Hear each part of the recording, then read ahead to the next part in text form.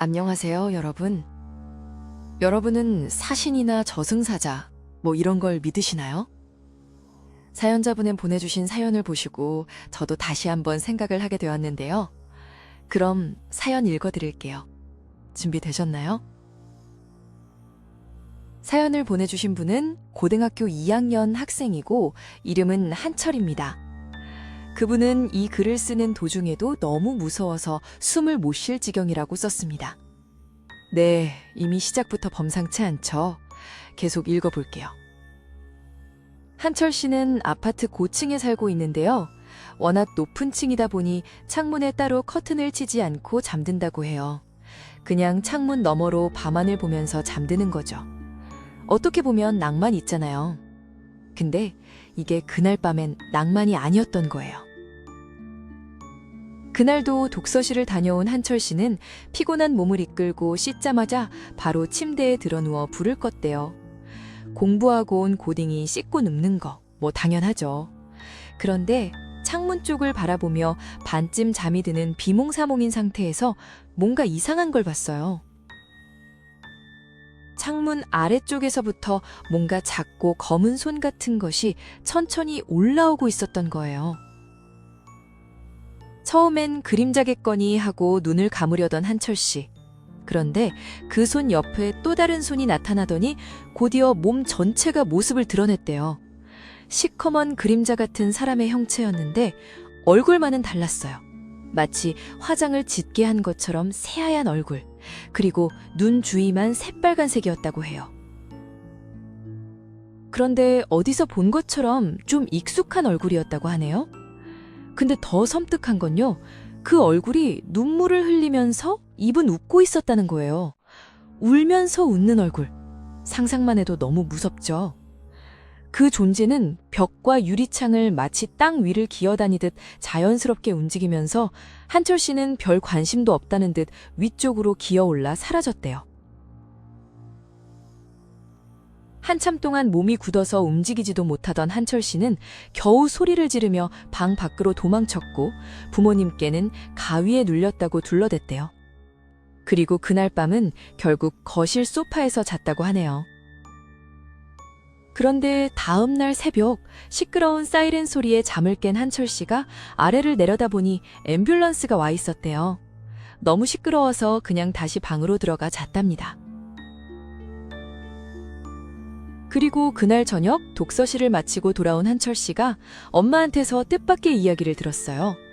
엄마가 조심스럽게 아파트 24층에 사는 삼겹살집 사장님 아저씨가 돌아가셨다고 말한 겁니다.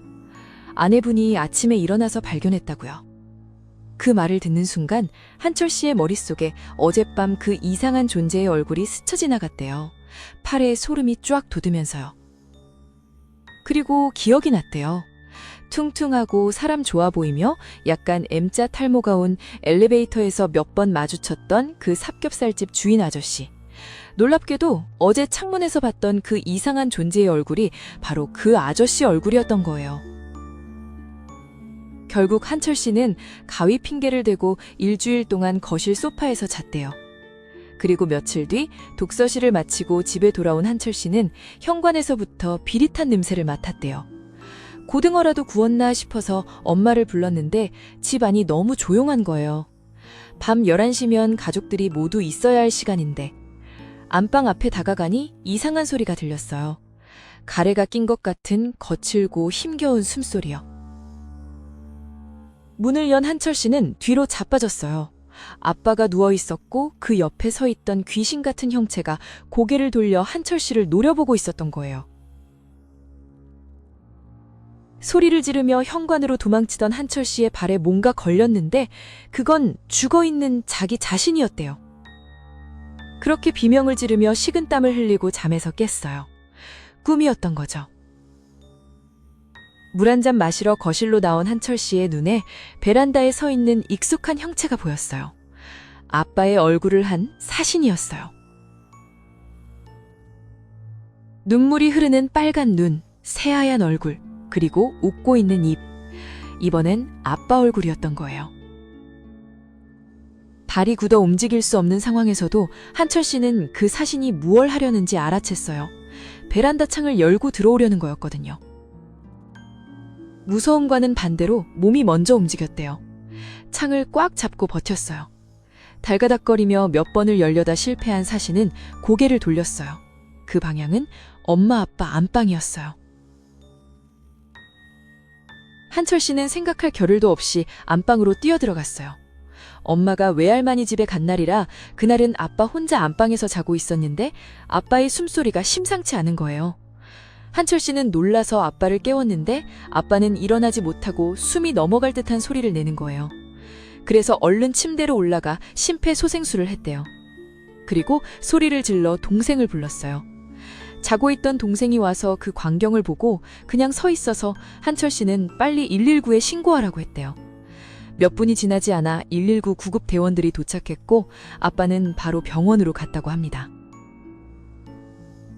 나중에 병원에서 알게 된 사실인데 아빠한테 심근경색이 갑자기 와서 한철 씨가 발견하지 못했다면 정말 큰일 날 뻔했다고 하더라고요. 병원에 입원한 아빠 옆에 엄마가 와서 한철 씨는 동생과 함께 집으로 왔는데요. 그날 밤 거실창에서 한철 씨는 똑똑히 봤습니다. 그 이상한 형체의 그림자가 창밖을 서성거리다가 사라지는 것을요. 그 뒤로 지금까지 한철 씨 아버지는 건강하게 잘 계시다고 합니다. 근데 사연이 여기서 끝이 아니에요. 그로부터 한참 시간이 지난 어느 날 스터디 카페에서 공부를 마치고 나오는 길에 가로등 아래서 길고 검은 형체가 흐느적거리는 걸 봤대요. 그 귀신이었답니다.